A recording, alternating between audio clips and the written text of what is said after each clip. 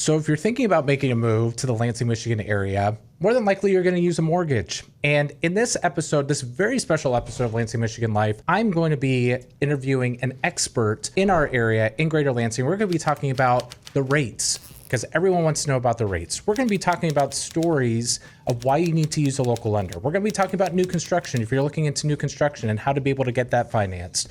So I'm going to get started with this next episode of Lansing, Michigan Life right now. And if this is your first time to the channel or the 50th time to my channel, my name is Troy Seifert. I am a top producing realtor in the Greater Lansing, Michigan area. And I get phone calls all the time from people who are just like you watching this channel. People who are looking to make a move from the West Coast, the East Coast, down South, even across the world. I have people reaching out to me. So whether you're looking to move here in a week, in 2 weeks, a month, a year from now, I would love to be able to speak with you. All my contact information is in the description below. You can call me, text me, email me, or schedule a Zoom with me. I'd love to be able to talk with you face to face as well. And if you look in the description below, my preferred lender is in there. His name is Joe Sambert, and that's who I'm going to be interviewing here for this next episode that we have, because you see here, especially if you've been following my channel, I have new surroundings. It's kind of cool. Here, I got Joe here with me in a studio. I'm trying this out a little bit. So if you like this, I would appreciate a thumbs up. If you haven't subscribed to my channel, please subscribe, because I have new episodes going live once or twice a week, vlog tours. I have pros and cons of each and every suburb in the Greater Lansing, Michigan area, hundreds of videos, so feel free to scroll those at any time. But my special guest, Joe, he is somebody that when I first got into real estate, he's always been there from the get-go, and he's always been reliable. And I promise you, I don't get any sort of buyback or some sort of financial incentive by using him. Strictly, I use him because the company he works for, Dart Bank, they're extremely reliable. He's communicative to me. And those of you who've been watching this channel, some of you have reached out to him, and they have said the exact same thing. They've had just a very positive, really good experience. So, Joe, welcome to my episode of Lansing, Michigan Life. Here. Thanks for inviting me. Here. Yeah. And for Joe, just to let you know, guys, a lot of times will talk about, sports teams and, sports stats. And I have my favorite teams as well. But for Joe, we have a mutual liking to Disney World and Disneyland. So that's our sports talk right there, of just talking about that, because we both go there on vacations with our families as well. So just a little tidbit for those of you out in internet land. We talk about how long the wait times are. We're not that specific. We're not that weird, okay? So, but if you are like that, I'm not calling you weird, I guess. But anyway, so but I wanted to just have him here on the show, because I know I've talked about loans and just kind of how the process goes.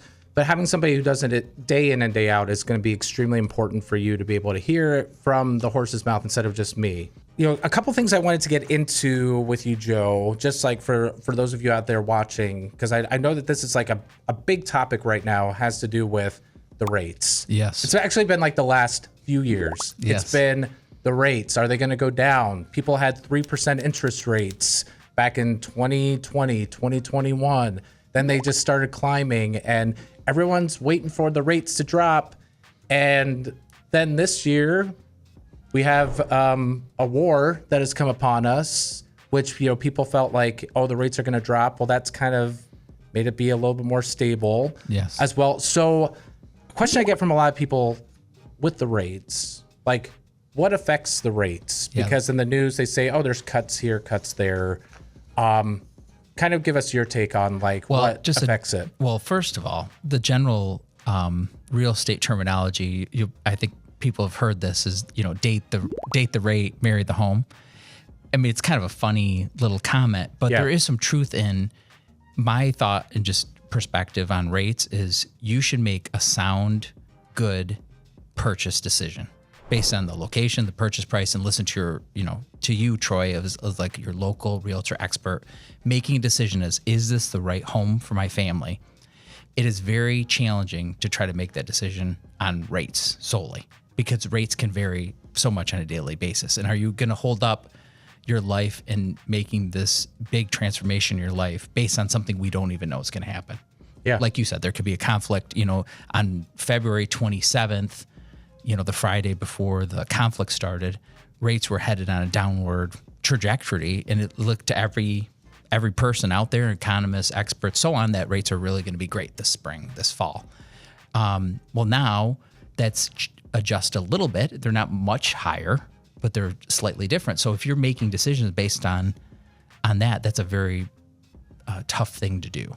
So my general thought is rates are not permanent. I mean, we want to get you the most effective, efficient mortgage and the best rate possible, but you need to make good real estate decisions. It has to be part of the conversation, absolutely. But it might not be the best decision-making process to solely focus on rates, because also don't forget that rates and prices are tied in directly together. And so if you're in a super low rate environment, it's very likely that it's changing the price environment. And so if you're in a higher rate environment, it's affecting the prices in a negative way. So really just make a good decision when it's the best timing for you and your family. But getting into rates in particular, mortgage myth number one probably is the Fed controls the rates. There is a involvement of Fed decision-making affects the treasury market and so on. Just a little bit of background, mortgage rates move live every day, all day long, and it's based on the bond market. So in particular, recently, it's been very driven by inflation, unemployment, policy-making decisions from the Fed. And so the bond traders are looking at that every day saying, where's inflation heading? What's the Fed going to do about this? So it's not like the Fed says, oh, the rate is going to be established at this rate. But they're making a lot of financial decisions that impact the bond market and the stock market and banking in general. It's very important that we watch that. But unemployment, this conflict, oil is right now we're seeing oil has a huge impact on interest rates. So what you really want to do is when you get pre-approved and you start that conversation with Troy, you want to get a little taste of what the environment is. Can I see a scenario? That's why we always encourage people, once you get pre-approval, we want to give you a scenario so that you can see kind of where are rates right now. How is this likely to impact me? And we can start educating and keeping an eye on things for you. And then once you're under contract, we want to know, have a very open communication of knowing I just made an offer. It was just verbally accepted, so that we can really watch and try to give you the best advice of should you lock, should you wait, what's going on in the rates. So it's just keeping that open communication, because that's really my job, is to make sure we're giving you the information and giving you some different options so you can make very good decisions on this product. Do you have because I have a lot of researchers that watch this channel. So I think a lot of people with that myth that you just talked about with the Feds, they're going to try to track what the Fed is saying. Do you have some sort of research website where people could get some sort of grasp on the bond market? Because I think a lot, for me, I thought it had to do for the longest time with the Feds cutting the rates, interest rates will go down. Yes. But is there a different site that people should be checking out if they're trying to gauge what might happen with the rates? I think, Fannie Mae and Freddie Mac have great averages, so you can see what the average rate is. That's a great way to get an overall perspective of the rates. NAR, National Association of Realtors, does an excellent job. Lawrence Young, the main economist there, gives his feedback on what's going to happen with the bond market, interest rates. So Fannie, Freddie, they publish their forecast for the year of where they think the rate forecast is. So and NAR, I think, does a forecast too. Housing Wire is one of the best online news informations for real estate interest rates. So Housing Wire would be something good to watch. Okay. But the intraday trading, we pay professional mortgage bond market experts that give us advice every day. This is what's happening. This is what we recommend to your customers. So we're taking all that information and trying to apply it to your situation in particular. So people are trying to save on money, the rate going down, that's another option that people hear about, because it just sounds way easier to do it than without having all the details. It's a lot easier for them to hear it, be like, oh, that sounds like a good idea, instead of hearing it from someone from you who lives this day in and day out. Has to do with the idea of buying down the rate. Yes. And is that a wise decision to make as you're trying to evaluate this, to be like, oh, well, if I buy down the rate, that could be a really good option for me to maybe be able to do? Yeah, that's really situational, because every day that intra-market difference in rate can make a difference. So it's not like, oh, for every 0.5%. So 0.5% of the loan amount. So if you have a $100,000 loan, half a point is $500. 1 point is $1,000, just to give you perspective. So if someone's paying, you're saying, I'm going to buy the rate down 2 points, that means they're paying 2% of the loan amount, so $2,000. And so the question is, what's the recapture? Like, how quickly will you make that up? And a lot of times what we find, this is the simple analysis. We do the analysis and say, okay, this is the rate. If you want to buy down, how long is it going to take you to recuperate that investment? And if you can recuperate it quickly, so if you can recuperate that in 18 months, 2 years, it may make sense to do that. But you find a lot of times it's like takes 9 years to recuperate it. And then you're in a situation where it's like, well, the average, I don't know what the current stat is, but the average American household refinances or is in their mortgage less than 7 years. So it wouldn't even make sense to do that. There is situations like I'm building this home. It's a forever home. When we're in that low rate environment during like COVID time, they're like, this is a once in a lifetime opportunity. I can lock at 3%. Then yes, it makes sense to let's buy down the rate. You probably never refinance most likely. Although even those people are surprised that, college comes up, home improvement comes up. There's a lot of things that could come up. And equity in your home is like the number one, asset most families have. So it's not unusual that they were going to want to look at using the equity someday. Yeah. So I really try to encourage people to let's look at the difference. Oh, it's only going to save you $15 a month. Does that make sense to pay $1,500 to save $15? I think that's one of the big surprises people have is when you go down the rate chart. So maybe the going rate's this, you go down an eighth. They think it's going to have a huge impact on their mortgage payment. And they're very surprised, even when they're making an offer on a house and they're like, if we go up $5,000 higher, we can, get this house, we can execute and buy it. What does that actually mean payment wise? They're very surprised to find out that, oh, that's, for example, $35. That's not earth shattering and changing the transaction. So I think they're very surprised because your mortgage payment's made up of principal, interest, taxes, insurance. The tax and insurance are a fairly big piece of that. So really, a small interest rate difference doesn't usually make a significant difference. But there are times where it does make sense if they're going to retirement and they're like, I need this payment to be this exactly. And I'm willing to pay, to buy it down. That could make sense. I had a situation where we did actually a temporary buy down. That's probably a whole show on what a temporary buy down is. But I had a customer do a big buy down, and it was because they were transitioning work-wise. So I think, they knew they were just leaving medical school. Their income is going to triple. And this was helpful to kind of make the payments lower the first couple of years. So there are times where situational, it makes sense. But generally speaking, we just want to the day you lock, we're going to want to do a quick comparison. And then our team tries to give good feedback and options and say, hey, Troy, the rate is this. By the way, it's very inexpensive today. I'm not sure why it's like this, but if you were to pay extra $500, we can give you this rate. And so you have the knowledge, and then you can make a good decision on that. All right. Let's step away a little bit from rates. Yes. It's kind of like change. Let's get away from rates. It's boring, right? So, wanted to ask you, as far as DART, I know that there's certain products that you guys offer. Yes. That maybe some other places don't. If Yes. people were to look into it.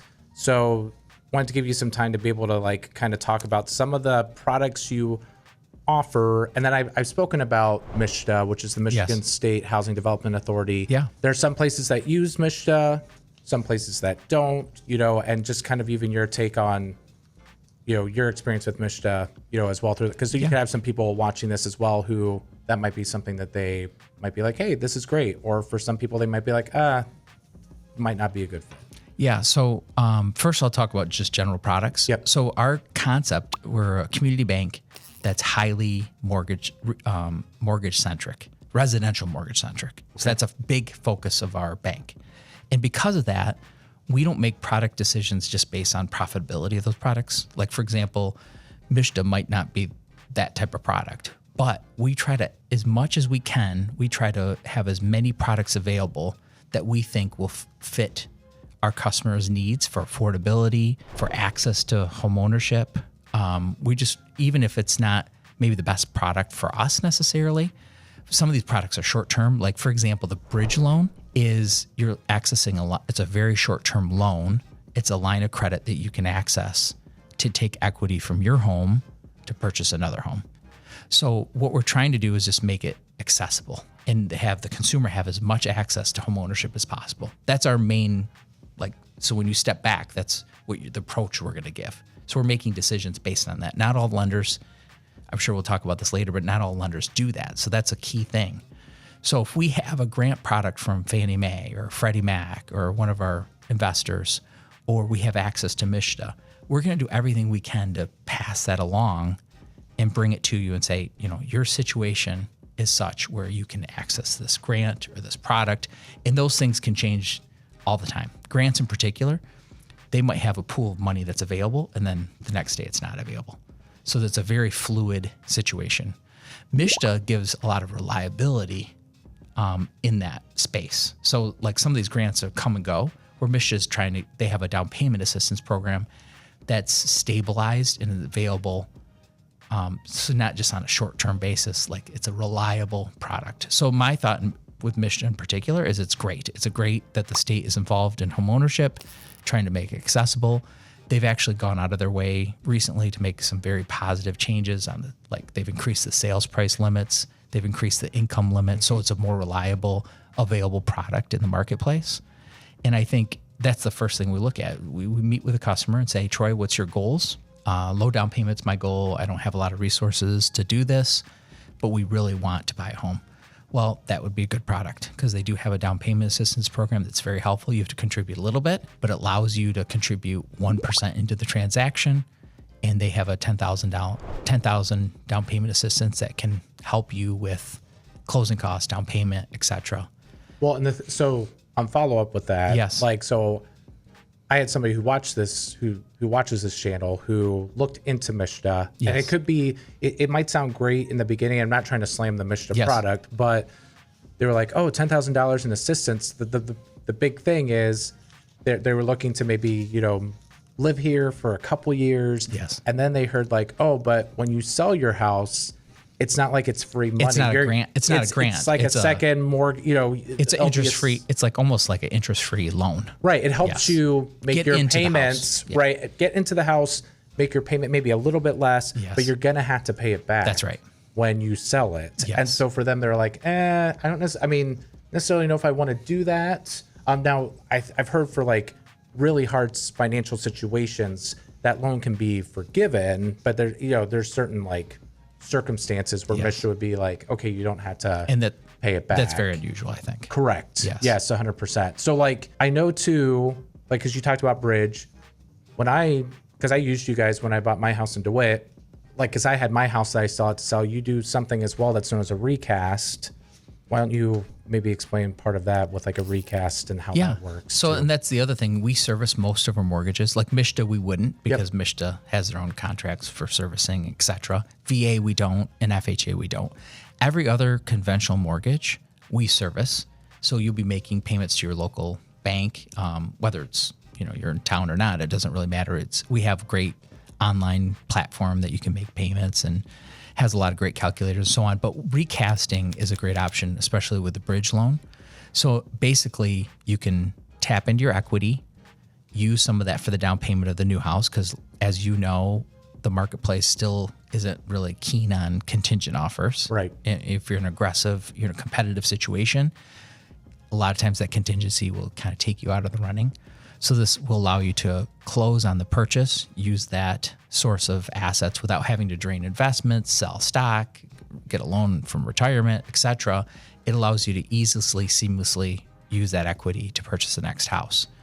Then what happens, obviously, a few months later, hopefully you've sold the house and then you have a lump sum. Most of those people, it's not required, but most people want to put that back into the new subject property. So we allow for a recast or reamortization where you can always make a principal payment. There's not a penalty to do that ever, but your payment doesn't go down accordingly. So if you want to take that extra step of making a principal down payment, take the extra step of placing more, and you want your payment updated accordingly, we allow you to recast. It's a very small fee. I think it's $285. Yeah, it's not that much at all. That's how much, like it was Yeah. $250. You guys went up the time. $35. Yeah. Oh my goodness. It's probably inflation. because the county changed the recording fee. But we have to okay. re-record and prepare a legal document. Gets notarized. It's very simple, and you'd work directly with our team to do that. You do have products like for physicians? Physician loan. Yeah, Yep. So okay. physician loan, and that could be anyone in the medical field that's like becoming a physician. So it could be a resident, it could be someone just entering medical school, and it could be utilized for obviously fully practicing medical physicians. Thanks, Joe. I appreciate it. And hopefully we'll be able to continue the conversation later because we do have more questions that we are going to answer. There is going to be a part 2 that we're going to have on this channel. So you're definitely going to want to check out the next episode. If you did like the format of this video, the background, please give me a thumbs up and subscribe to my channel so that you can be notified when new episodes of Lansing, Michigan Life go live. So until part 2, everybody, take care and make it a great day.